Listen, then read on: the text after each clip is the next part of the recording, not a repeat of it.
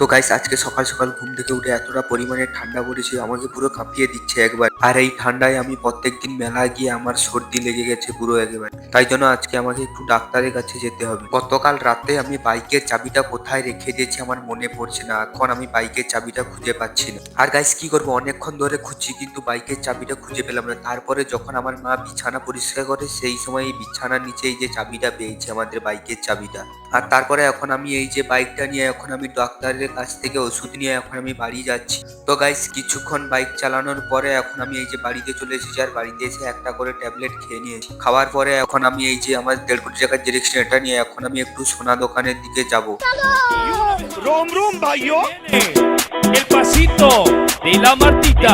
তো গাইস কিছুক্ষণ সাইকেল চালানোর পরে এখন আমি আমার 1.5 কোটি টাকার ডিরেকশন এটা এখানে ল্যান্ড করে দিয়েছি। এখন আমরা সোনা দোকানে এই যে ভুরভুটিটা নিয়ে এখন আমরা যাব। रोम रोम भाइयों de la martita número 2 dice। প্রায় কিছুক্ষণ ভুটভুটিতে বসার পরে তারপরে এখন আমরা সোনা দোকানে চলে এসেছি।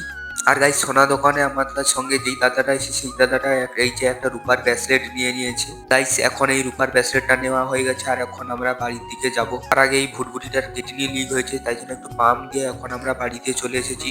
আর গাইস এখন আমি খাওয়া দাওয়া শেষ হয়ে গেছে, তাই জন্য এখন আমি একটু ঘুমাবো। নেক্সট ব্লগে দেখা হচ্ছে বন্ধুরা, প্লিজ তোমরা চ্যানেলটাকে একটু সাবস্ক্রাইব করবে। টাটা বাই বাই বন্ধুরা।